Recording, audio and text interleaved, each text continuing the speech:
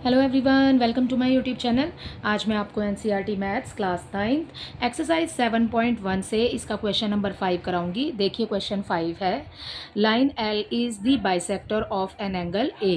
ठीक है, line L जो है ये एक बाइसेक्टर है of angle A.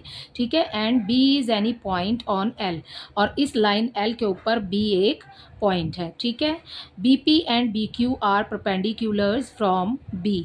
B P ये वाली लाइन और बी क्यू, ठीक है, ये परपेंडिकुलर है बी के ऊपर। ठीक है, परपेंडिकुलर में बच्चों 90 डिग्री का एंगल बनता है। Okay, from B to the arms of angle A. ये लाइन एंगल ए के ऊपर ही बन रही है और उस पर पॉइंट बी है, और बी पर बी से लेकर पी तक एक परपेंडिकुलर है और बी से लेकर क्यू तक दूसरा परपेंडिकुलर है। ठीक है, शो करना है आपको that triangle A P B congruent triangle A Q B. A P B, ये वाला जो ट्राइंगल है ये कॉन्ग्रुएंट है ट्राइंगल ए क्यू बी के। ठीक है, ये आपको प्रूव करना है। और सेकेंडली आपको प्रूव करना है यहाँ पर B P equal B Q. ये जो बी पी है ये इक्वल है बी क्यू। देखिए इसका आंसर तो आपको इस क्वेश्चन में ही मिल जाएगा, इस लाइन में। B is equidistant from the arms of angle A. ठीक है, ये इक्वल है, इक्वी डिस्टेंस यहाँ लिखा है डिस्टेंट। ठीक है, तो ये इक्वल हैं दोनों, लेकिन हम इसको करेंगे सीपीसीटी से। ठीक है, पहले हम प्रूफ कर देते हैं कि ये दोनों कॉन्ग्रुएंट हैं। ठीक है, देखिए इसको कैसे लिखेंगे। हम यहाँ पर लिखेंगे इन ट्राइंगल, कौन कौन से दिए हैं आपको, A P B congruent triangle A Q B. A P B और ए क्यू बी, तो हम ये ट्राइंगल लिख लेते हैं सबसे पहले, A P B. In triangle A P B and triangle A Q B.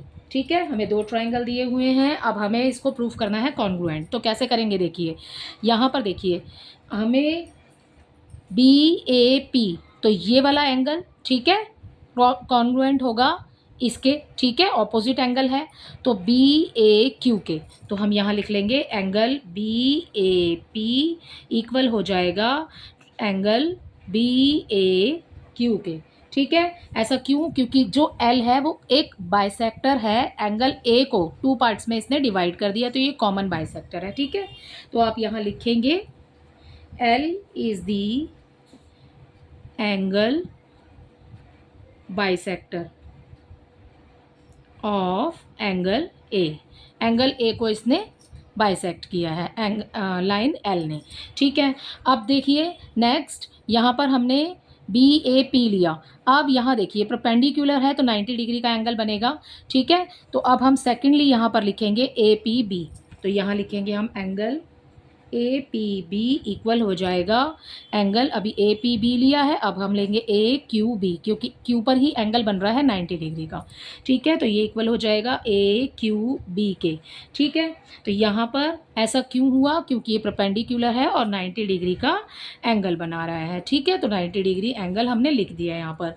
Okay, next इनमें क्या है, देखिए ए बी जो लाइन है वो बिल्कुल कॉमन है, जो दोनों हमारे ट्राइंगल के साथ में है। ठीक है, तो आप सब यहाँ पर तीसरी बात यही लिखेंगे, A B is equal A B.